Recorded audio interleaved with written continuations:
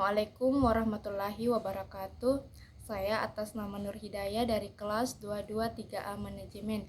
Baik, di sini saya akan memaparkan materi mengenai perencanaan sumber daya manusia.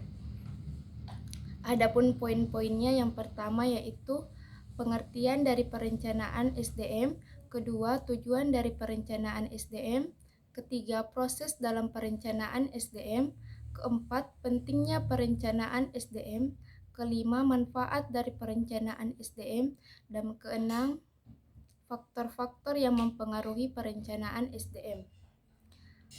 Pengertian perencanaan SDM. Perencanaan sumber daya manusia adalah suatu proses sistematis yang digunakan untuk memprediksi permintaan dan penyediaan SDM di masa mendatang. Melalui program perencanaan SDM yang sistematis, dapat diperkirakan jumlah dan jenis tenaga kerja yang dibutuhkan pada setiap periode tertentu, sehingga dapat membantu bagian SDM dalam perencanaan, rekrutmen, seleksi, serta perusahaan dan pelatihan.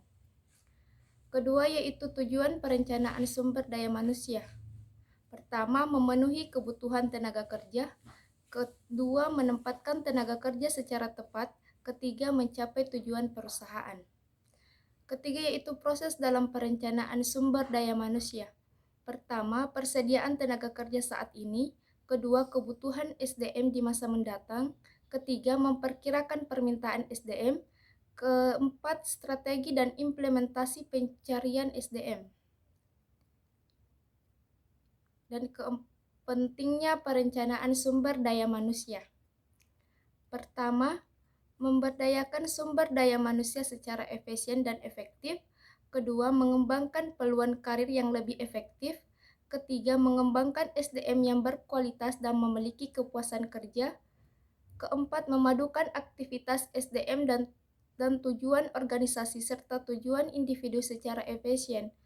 Kelima, membantu mengembangkan sistem informasi sumber daya manusia sehingga dapat menyediakan informasi yang akurat tentang kegiatan SDM dan unit-unit organisasi. Selanjutnya yaitu manfaat perencanaan sumber daya manusia. Pertama, mengintegrasikan tuntutan strategi yang telah ditetapkan oleh manajemen puncak dengan pengadaan tenaga kerja. Kedua, meningkatkan efektivitas dan efisiensi pendayagunaan SDM untuk meningkatkan produktivitas kerja mereka. Ketiga, menyelaraskan secara efektif kegiatan manajemen sumber daya manusia dengan berbagai sasaran organisasi di masa depan. Keempat, sangat bermanfaat bukan hanya untuk satuan kerja pengelola sumber daya manusia saja, tetapi juga bagi satuan-satuan kerja lainnya dalam organisasi. Kelima, memanfaatkan semaksimal mungkin situasi di pasar tenaga kerja. Keenam, meningkatkan kecermatan dan penghematan pembiayaan dan tenaga dalam melaksanakan rekrutmen dan seleksi. Ketujuh, mendorong usaha penciptaan dan menyempurnakan sistem informasi SDM agar selalu akurat dan setiap pakai untuk berbagai kegiatan manajemen SDM lainnya. 8. Dapat meningkatkan koordinasi antar manajer unit kerja, departemen yang akan berkelanjutan juga dalam melaksanakan manajemen SDM, bahkan dapat dikembangkan dalam melaksanakan kegiatan usaha yang memerlukan kerjasama. Selanjutnya, faktor-faktor yang mempengaruhi perencanaan sumber daya manusia,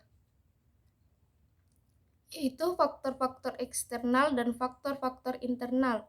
Faktor-faktor eksternal adalah berbagai hal yang pertumbuhan dan perkembangannya berada di luar kemampuan organisasi untuk mengendalikannya.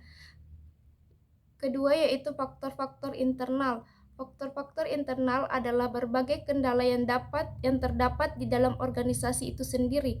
Faktor internal menurut SP Siagian adalah rencana strategi, anggaran, estimasi produksi dan penjualan, usaha dan kegiatan baru dan rancangan organisasi dan tugas pekerjaan. Itulah tadi pemaparan mengenai perencanaan sumber daya manusia. Kurang lebih mohon dimaafkan. Wassalamualaikum warahmatullahi wabarakatuh.